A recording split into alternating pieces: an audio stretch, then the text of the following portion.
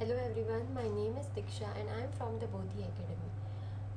In last video we have seen about the solutions chapter and only first part we have seen, so we will continue today with solutions chapter. And we will try to finish the chapter. So vapor pressure of liquid solutions. Okay, so this is the main concept that we are going to study. Under that, we will see vapor pressure of liquid solutions. Now, what is a vapor pressure? First, we will try to understand the meaning of vapor pressure. So, vapor pressure is the when you have a liquid, okay, when you have a solution or when you have a solvent, okay, the pressure above that solvent or pressure above that solution, meaning the pressure created by the vapors of that solution or solvent is called as the vapor pressure of solvent or vapor pressure of solution. Okay. Now let us first discuss about vapor pressure of liquid solutions. So we have binary solution of two volatile liquids, and let us denote the two liquids as 1 and 2. So both the liquids are volatile. So when you take them in a closed vessel, then since they are volatile, both the liquid solutions will evaporate. Okay. So here we can consider the vapor pressure of total vapor pressure of the solution as P total. Okay, we can consider the total vapor pressure of the solution as P total. So total, and since you have binary solution means there are two components. So P1 will be the pressure of the first component, and P2 will be the pressure of the second component. That is the partial pressure of first and second component. Okay. So this partial pressure are related to the mole fraction, that is chi1 and chi2. Meaning these pressures, they are related to the mole fractions chi1 and chi2. Chi1 is the mole fraction of first component, chi2 is the mole fraction of second component. So they are related to chi1 and chi2. So the relation of this pressure and mole fraction is given by the Raoult's law, which states that for a solution of volatile liquids, okay, Raoult's law states that, very important statement, for a solution of volatile liquids, the partial pressure of each component, the partial pressure, vapor pressure of each component of the solution is directly proportional to its mole fraction present in the solution. So it is given by this relation, that is P1. P1 is the partial pressure of the first component, which is directly proportional to the chi1, that is the mole fraction of the first component. Okay. And when you remove the proportionality sign, there comes the constant or the term, that is P1 naught. Now what is P1 naught? P1 naught is the vapor pressure of the pure component 1. Okay, let us take two components. We have, suppose, water as the component 1, which is a solvent, and second component as alcohol, that is suppose we take C2H5OH. Okay. So H2O will be considered as a 1, component 1, and this will be considered as a 2. Okay, C2H5OH will be 2. So here the P1, the P1 naught will be what? P1 naught means the pressure of the vapor pressure of the vapor pressure of water in its pure form. Okay. And what is partial pressure? What is P1? P1 is the partial pressure of that component in the solution. Okay. And this is this pressure P1 naught is in its pure form. So P1 naught values, they already are given. Okay, they already most of the times they give, otherwise you have to two quantities will be given and you have to find the remaining one. Okay. Then the similarly for component 2, same thing you have to apply. P2, that is partial pressure of the second component, is given by pressure of the second component in its pure form, vapor pressure of the second component in its pure form, and chi2 into chi2. So chi2 is the mole fraction of the second component, and mole fraction formula we have already discussed. Okay, so but still we will write it over here. So mole fraction chi1 is given by N1 upon N1 plus N2. Okay, now what is this N1, N2? N1 is the number of moles of first component, and N1 and N2 the addition or the sum of this both the components moles. Okay, so this is given, chi1 is given by this equation. Similarly, chi2 will be given by same equation, only you have to replace chi1 by chi2 and N1 by N2.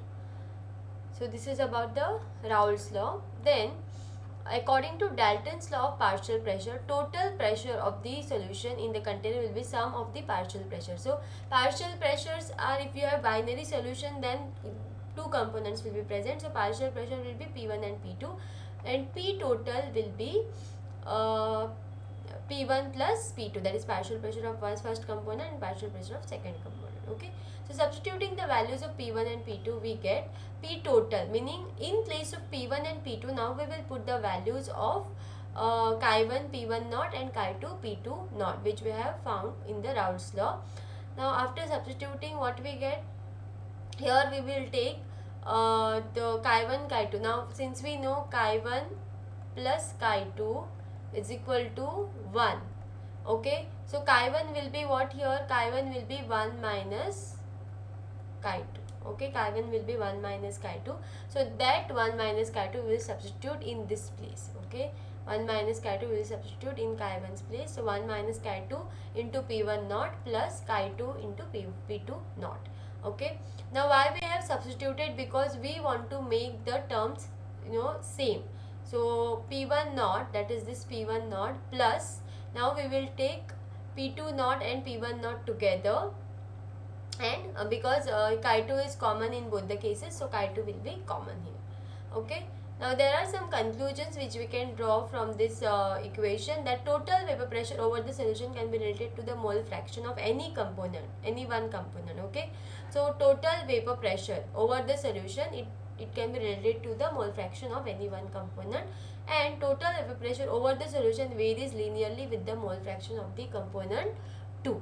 Okay, that means this equation, whatever we have got last equation, so that tells about the it varies linearly with the mole fraction of component 2. Okay, so based on that we have this graph. Okay, so a plot of P1 and P2 versus mole fraction chi1 and chi2 gives a linear plot. So we can see this is the linear graph that we get by using that equation. So plot of vapor pressure and mole fraction of an ideal solution has constant temperature. So we can see here how it increases. See, when chi1 is 1, here chi1 is equal to 1, chi2 is equal to 0. In second case, chi1 is equal to 0, chi2 is equal to 1. So here dashed lines 1 and 2 represent the partial pressure of the components. See, this and this, these two lines represent the partial pressure of component, that is P1 and P2, and then where they meet, that becomes the P1 naught and P2 naught, and the difference between them or the total vapor pressure is given by this marked line, that is this line, third line. Okay, P total will be P1 plus P2. When you join them, you will get P1 plus P2. Okay, then if you want to find the composition of vapor phase in equilibrium with solution is determined by partial pressure of the component. So if y1 and y2 are the mole fraction of the components in vapor phase, okay, chi1 and chi2 we had taken in other phases. Okay, so in vapor phase we will have y1 and y2 as a mole fraction. So in that case, in vapor phase we will have a little change in the equation, that is P1 will be equal to y1 into P total and P2 will be equal to y2 into P total. So in general, Pi will be equal to yi into P total. So this is the equation when we take the pressure factor. Then so this is a problem which tells us about the vapor pressure or the partial pressure, and you have to use the formula of Raoult's law and you have to solve this problem. So in this, what is asked, vapor pressure of chloroform and dichloromethane at 298 Kelvin are 200 mm mercury and 415 mm mercury respectively. Calculate the vapor pressure of the solution prepared by mixing 25.5 gram of CHCl3, that is chloroform, and 40 gram of CH2Cl2 at 298 Kelvin, and mole fractions of each component in vapor phase. So to find the vapor pressure of solution, we need to know first what? We need to know the mole fraction. Mole fraction where we are using? Mole fraction we are using in to find the partial pressure. Okay, so to find mole fraction, first we need number of moles, and to find number of moles we need molar mass and given mass. So molar mass of CH2Cl2 is 85, which is after calculation, and CHCl3 is 119.5 grams per mole. Then to find number of moles, we are taking given mass upon molar mass. Given mass upon molar mass will give respective number of moles. Then total number of moles is this much, 0.683. So chi of CH2Cl2, that is mole fraction of CH2Cl2, will be number of moles of CH2Cl2 divided by total number of moles, which gives us this 0.688, and CHCl3 we have to do 1 minus this number of moles, so it gives 0.312. So using equation P total will be, using that equation we will get, you have to substitute the values which we got, and then we will get this answer as 347.9 millimeter mercury. And using same values, we have to find the mole fraction of each component in vapor phase, that is Y1 and Y2. So we have to use this the formula which was given. This formula, P1 is equal to Y1 into P total, and P2 is equal to Y2 into P total. So this is the we are using this formula here, and we will get the equation. So Y1, that is Y CH2Cl2 and Y CHCl3 will be 0.82 and 0.18 respectively using the formula. Okay. Next is Raoult's law, special case of Henry's law. So according to Raoult's law, vapor pressure of volatile component in the given solution is given by P1 is equal to Chi1 P1 naught. Okay. So we have already seen that solubility is given by Henry's law, which state that P is equal to Kh into Chi. Now what is this Kh? Kh is the Henry's constant which we are using here into mole fraction. Okay. Then vapor pressure of solutions of solids in liquids, meaning when we put solid in liquid, how the vapor pressure changes. So solids they are mostly non-volatile. So another here when we put solid in the solution, then what happens here, we will see, we'll try to understand in simple terms. Liquid at given temperature vaporize under equilibrium and conditions, the pressure exerted by vapors of the liquid over the liquid phase is called as a vapor pressure.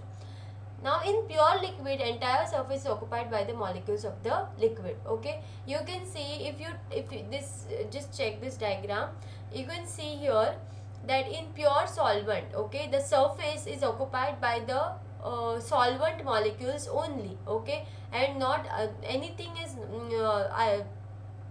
we cannot see any other component over here. Okay. But in case of this, in the second case, we can see that this is not a pure solvent, this is a mixture of solute and solvent. Okay, so here there are two components, and in those two components on the surface is occupied not only by the one component but by both the components, that is solvent and solute. Okay, so this case we have seen here. Now when you provide the temperature or when you heat these two components, both the components, okay, now what will happen to its vapor pressure? See, in pure solvent, when you heat it, there will be the molecules of solvent which will escape in the form of vapor. Okay, and while they escape, there is no one here, or there is nothing which stops them from escaping or from vaporizing. Okay, in pure solvent. But if you talk about solvent and solute, then there is something which stops them from vaporizing or from evaporating. Why? Because there is a solute is present in that. Okay, so solute which is present will stop them, the solvent molecule will not easily let them vaporize. Okay, so that's why what will happen, as compared to solution, pure solvent will the vapor pressure of pure solvent will be more as compared to the solution in which there are two components. Okay, so number of solvent molecules escaping from the surface is reduced and vapor pressure is also reduced in case of this second case. So Raoult's law in general form can be stated as for any solution, partial vapor pressure of each volatile component in the solution is directly proportional to its mole fraction. So Raoult's law statement is the partial vapor pressure of each volatile component in the solution is directly proportional to its mole fraction. Then in binary solution, let us take solvent by 1 and solute by 2. So when solute is non-volatile means which will not escape. So that time we get this equation P1 is equal to chi1 P1 naught, which we have already seen in the Raoult's law. Okay. Now next is ideal and non-ideal solutions. Now what are ideal and non-ideal solution? Now our ideal solution in simple way, they are the solution which obeys Raoult's law, and non-ideal solutions are the solutions which do not obey Raoult's law.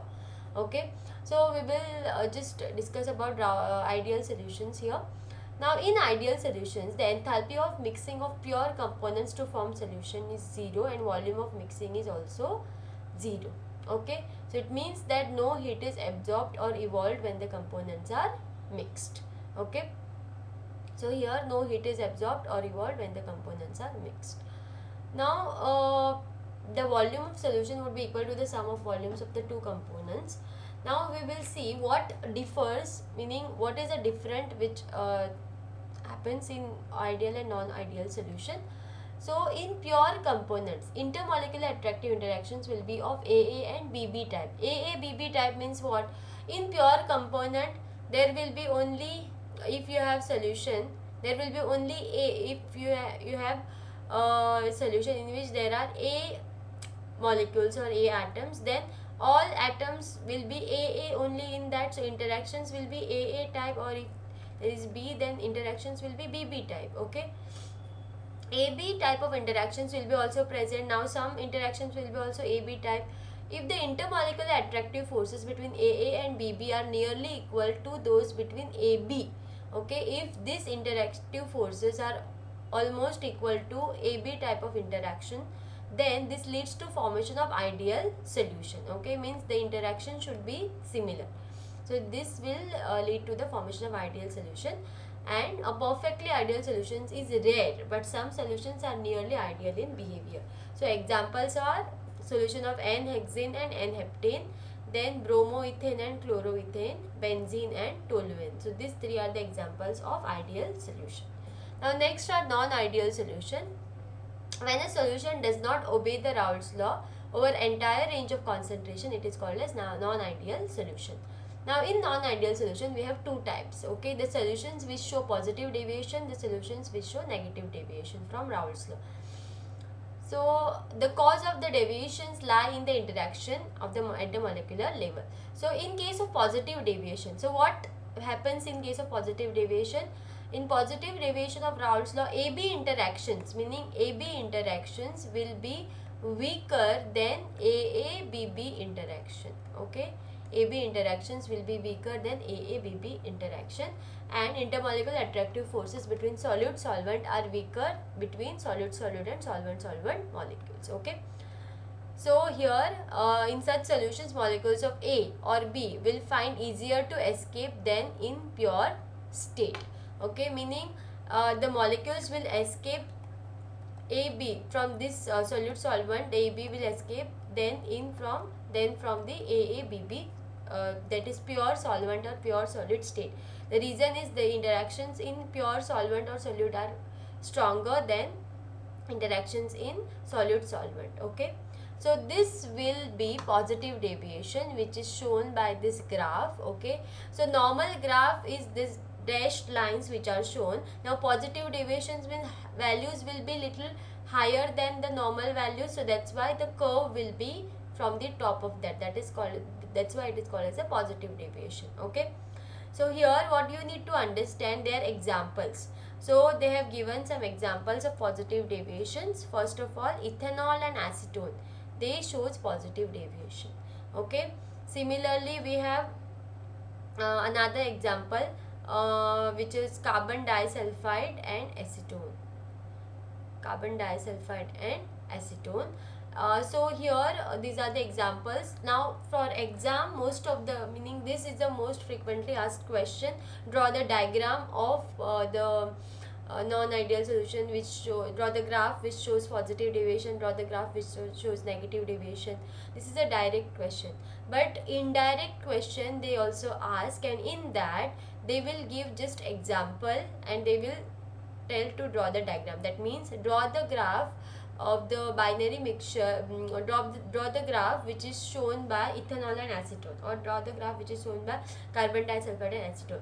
So that's why you need to know the examples from which you will be able to understand which mixture shows which deviation. Okay, so yeah, this is about positive deviation. Now negative deviation, what will happen? Opposite. So here we, in positive deviation, what we have seen, AB interactions are weaker.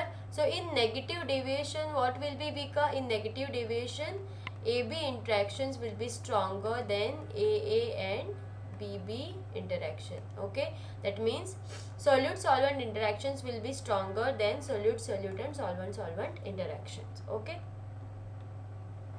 then here examples are chloroform and acetone. Chloroform and acetone is the example. Also phenol and aniline is one of the example of negative deviation which you have to remember. And the graph is exactly opposite.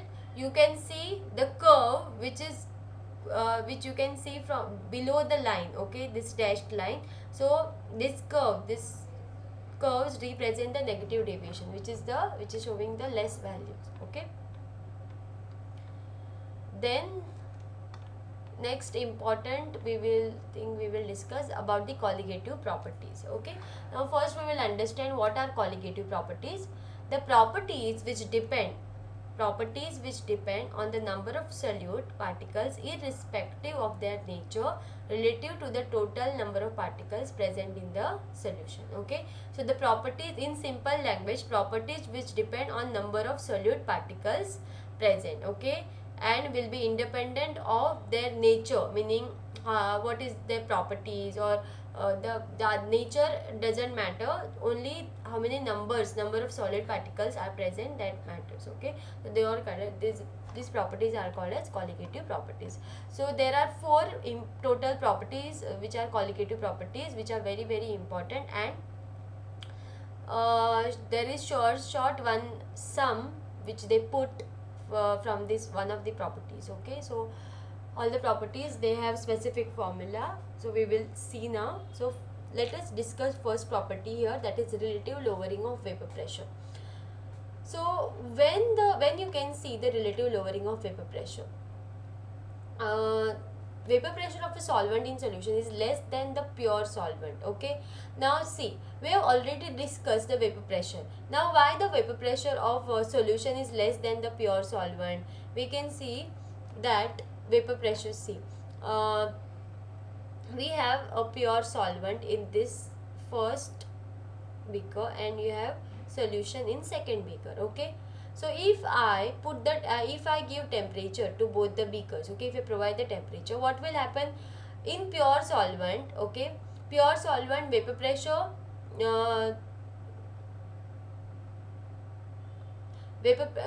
solvent the vapor pressure will be more, but in solution the vapor pressure will be less, because the reason we know that in solution there are two components which are together. Okay, and both the components, meaning both the components will not give each other to escape easily. So that's why in first is a pure solvent, only one component is present, so no one is stopping the component from escaping. So that's why what will happen, vapor pressure in first case will be more, but in second case will be less, as there are two components who are fighting for the escape, okay, from the beaker. So that's why we can say that here we get the relation between vapor pressure of the solution and mole fraction, that is P1 is equal to chi1 P1 naught.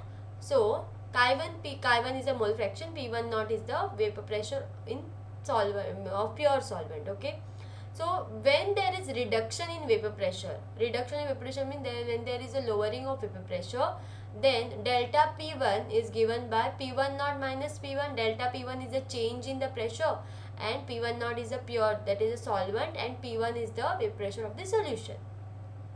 So this we can write, we will substitute the P1 here, that is P1 is equal to chi1 P1 naught. So that's how we get the equation as P1 naught and 1 minus chi1. So we know that 1 minus chi1 is chi2, so delta P1 is equal to chi2 P1 naught. Okay, so we get this equation. Now let us write the lowering of vapor pressure depends on the sum of the mole fraction of the different solids. So delta P1 by P1 naught. Delta P1 is chi2 P1 naught, or delta P1 we can write as P1 naught minus P1 and divided by P1 naught, which gives us P1 naught minus P1 upon P1 naught, which is equal to chi2. So this expression is called as relative lowering of vapor pressure and equal to the mole fraction of the solute. So P1 naught minus P1 upon P1 naught is equal to N2 upon N1 plus N2. So what is N2 over here? N2 is the number of moles of the second component and N1 plus N2 is the total number of moles of the both the components. Okay. So since chi2 is equal to N2 upon N1 plus N2. Now we know that in dilute solutions N2 is, in dilute solution the solvent volume or solvent will be more, so that as compared to solvent, solute is very less. That's why we will neglect the value of solute in this. So that's how we get P1 naught minus P1 upon P1 naught is equal to N2 upon N1, and which can be written as this equation, that is N2 is equal to what? N2 is W2 upon M2, that is given mass of the solute upon molar mass of the solute into or divided by N1. N1 is given mass of the solvent upon molar mass of the solvent, which we can write here as a reciprocal, and we get this equation. Okay. So based on this we have to solve the problems. Next colligative properties is elevation in boiling point.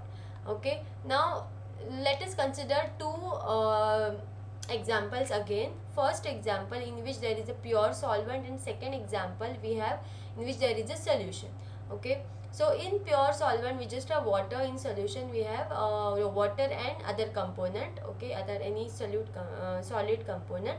So here when we boil it, when we boil the solvent or when we boil the solution, okay, whose boiling point will be more, solvent or solution? So in this case, in first case, in case of the vapor pressure, we have seen that solution's vapor pressure is less than the solvent vapor pressure. In this case we will see that solution's boiling point will be more than the solvent's boiling point. Now why this is so? Now the concept is same here. We have pure solvent as water and we have solution in this. So let us consider this as A and this as B. So in A, since there is no solid or the other component is not there, what will happen when you hit this beaker? There will be this solvent will not take much time to boil. So boiling point will be lesser as compared to the solution, because in solution there the particles which are there, since it is a binary mixture, there are two types of particles present, so of two components. So that's why this will take time to boil. Okay, so the particles of first particles of solute and solvent, they both will not easily escape from the beaker, or they will not produce the vapors easily. So that's how the time to take boil, okay, the time which they take to boil will be more as compared to the pure solvent. So that's why the boiling point, okay, will be more in this case, in case of solution. So that's why there is elevation in boiling point. Okay, so this the boiling point of solvent is denoted as TB naught and the boiling point of solution is denoted by TB. So here same thing we have to do. This is a graph which shows the elevation in boiling point. So solvent boiling point is less than the solution boiling point, okay, which is given here. by this arrow.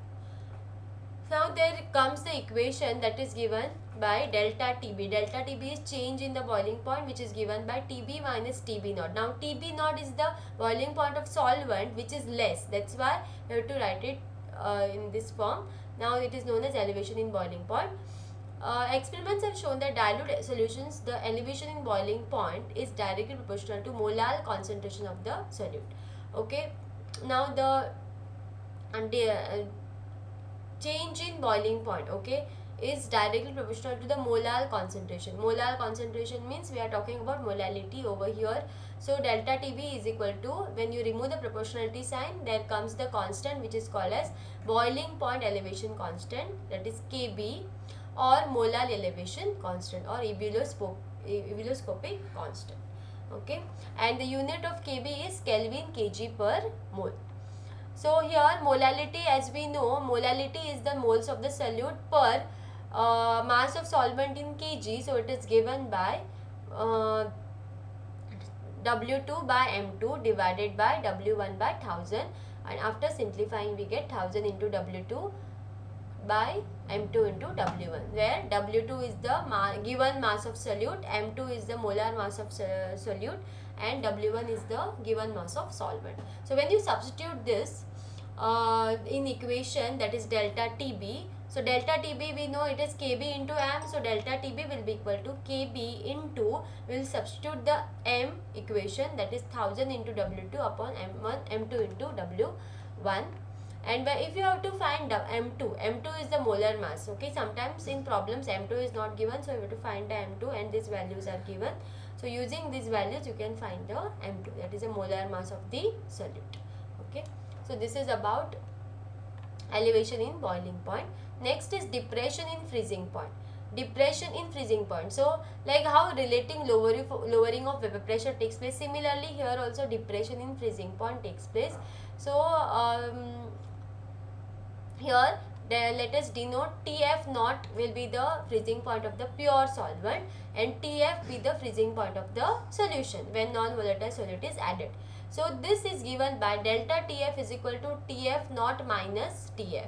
Why? Because TF is, which is of pure solvent, is having less freezing point than the TF naught, which is TF of solution. So TF naught, which is of solvent, will have the higher freezing point.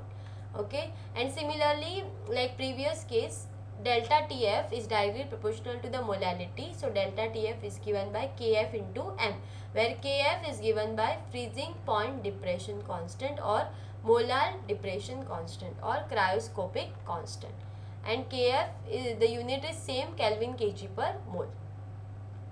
Here also the molality formula remains same, W2 by M2 by W1 upon 1000, which will be given by delta TF is equal to Kf into M.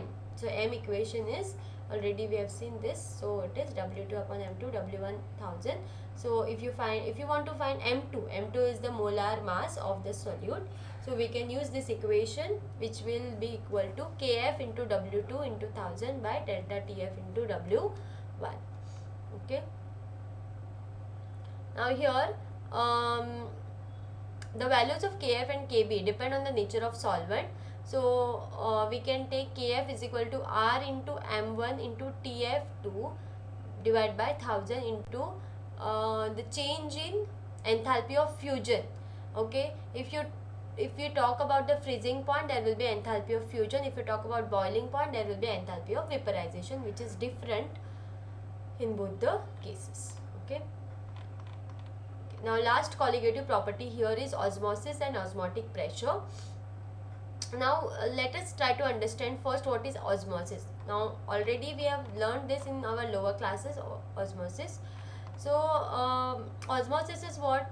The molecules flow from the membrane of pure solvent to the solution.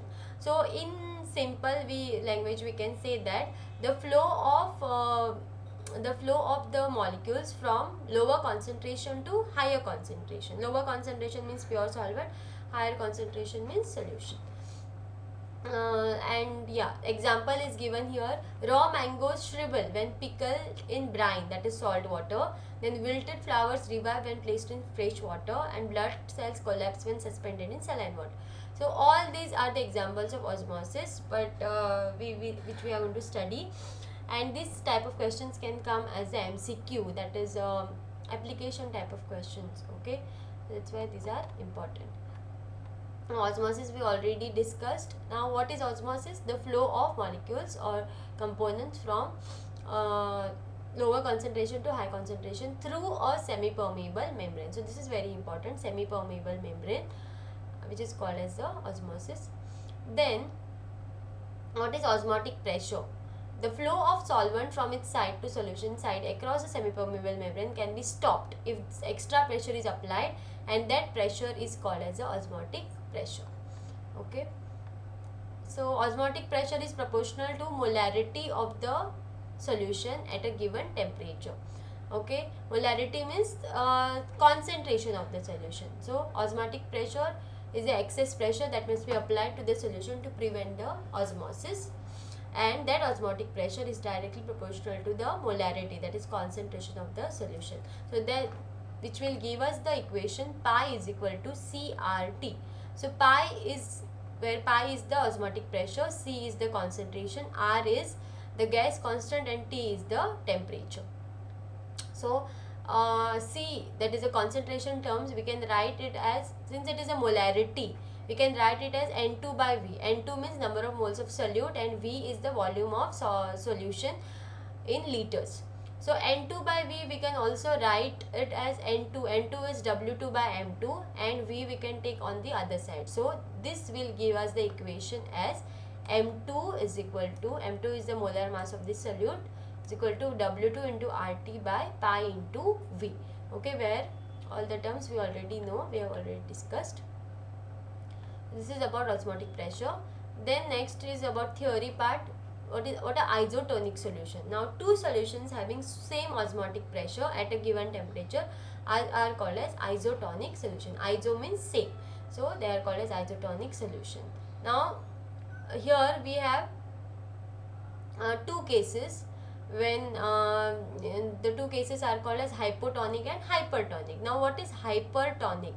Hypertonic means if we place the cells in the solution containing more than 0.9% sodium chloride, water will flow out of the cells and they will shrink, and such a solution is called as hypertonic. And when the salt concentration is less than the 0.9%, the solution is said to be hypotonic. So in this case, water will flow into the cells, okay, if we place the solution, and they will swell. So you have to just understand that in case of hypotonic, the cell will swell, and in case of hypertonic, the cell will shrink. Okay, and just remember the concentrations. Now the last part in this chapter is reverse osmosis and water purification. Now reverse osmosis means what? Reverse osmosis, the pressure which we apply, okay, if we pressure which we apply in that the where we carry out the osmosis, okay, if the pressure we apply is larger or is higher than the osmotic pressure, then there will be reverse osmosis which will occur. And in the reverse osmosis, see here what will happen, if you apply the pressure larger than the osmotic pressure, then the reverse osmosis will occur, and the pressure required for reverse osmosis is quite high. So here in this diagram we can see this is fresh water, this is salt water, and pressure which is applied here through the piston, okay, which is a higher pressure. So reverse osmosis, when reverse osmosis occur, we will have actually osmosis is from lower concentration to higher concentration, but when reverse osmosis occur, it will be from higher to lower concentration. Okay, that means the in case we have the case in which we have seen the this wilting of leaves, or the shrinking of raw mango, okay, pickle, in that case we can see the reverse osmosis. Okay, so all which we have discussed in the video, all these are the important concept from solutions chapter, and most important are the graphs. So mole fraction concept is important. Then negative positive deviation graphs are important, their examples are equally important. Along with that, the normal graph of Raoult's law is important, and all the colligative properties, okay, along with their definitions, their graphs. Only two graphs are there for freezing point and boiling point, so those two graphs can come. And along with that, all the four formulas of colligative properties are equally important, okay, because based on them question comes, okay, problem solving, so that is very important.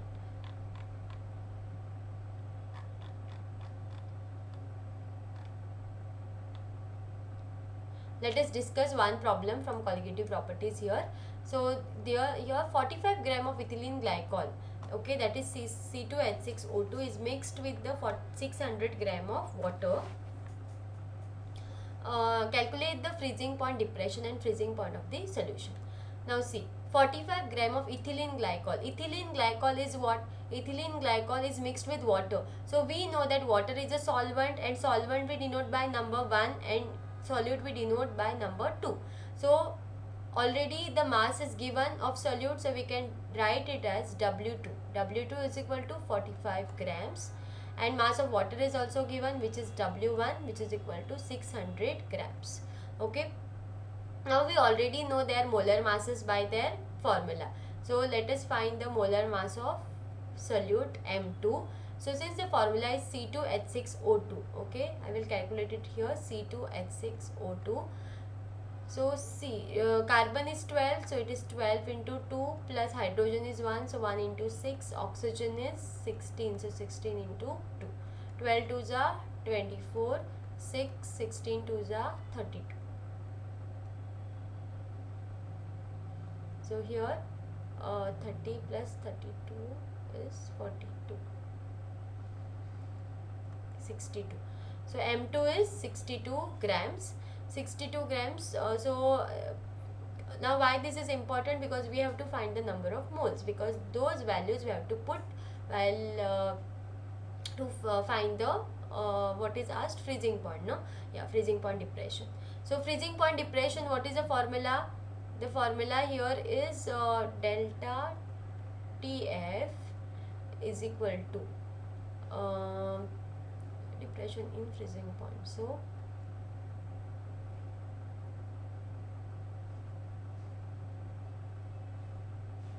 TF naught minus TF. Okay, so here this is the formula where TF naught is the freezing point of pure solvent and TF is the freezing point of solution. Okay, so this is the formula. Now to know delta TF, now this is not given to us, so delta TF we have certain formula. Delta TF is equal to, we have KF into 1000 into we have this formula, C, delta TF is equal to KF into 1000 into W2 upon M2 into W1. This is the formula. Now here already what is given? W2 is given, W1 is given, M2 we have to find, and we already got, and 1000. Yeah, so all values we have. So here how to do? KF value is given, KF value is not given, no? So but they give, okay, here it is not given. So KF value over here is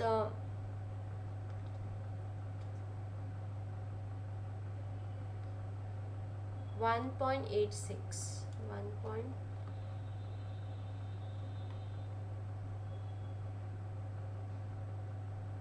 This is of water, no? So I will directly write, yeah, this is a KF value 1.86. So I will take KF value as 1.86.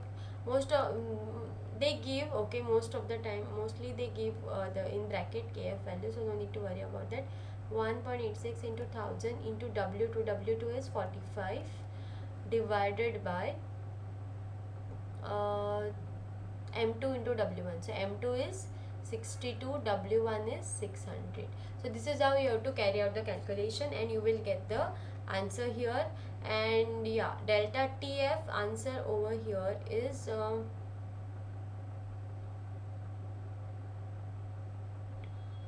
so 2.2. 2.2 is the delta TF. 2.2 Kelvin is delta TF answer. Now you can calculate this at home. I have directly shown the calculation. Delta TF is equal to 2.2 Kelvin. Now what equation we have? What is asked? The freezing point depression. Freezing point depression means this delta TF that we got already, 2.2 Kelvin. Now we have to find the freezing point of the solution. Okay, so freezing point of the solution, how to find? Using this equation, delta TF is equal to TF naught minus TF. So delta TF we already know, so delta TF is equal to TF naught minus TF. Delta TF is 2.2, TF naught, that is the freezing point of water, because solvent is water, it is 0 degree, right? So 273 I can write over here, minus TF. So TF will be equal to 273. Yeah, TF I can take here. So TF will 273 minus 2.2. So I will get the answer as 270.95 Kelvin. Okay, approx 273.95 Kelvin will be the TF, that is freezing point of the solution. This is how we have to solve the problems based on this colligative properties. Okay, almost all are similar. And what is the main important thing over there? Given mass, molar mass, and their constant values. Okay, so yeah, all the colligative properties, we have respective formula through which we have to solve the problems. Okay, so with this I finish with this chapter, and we will meet in the next video of the next chapter. Okay, thank you.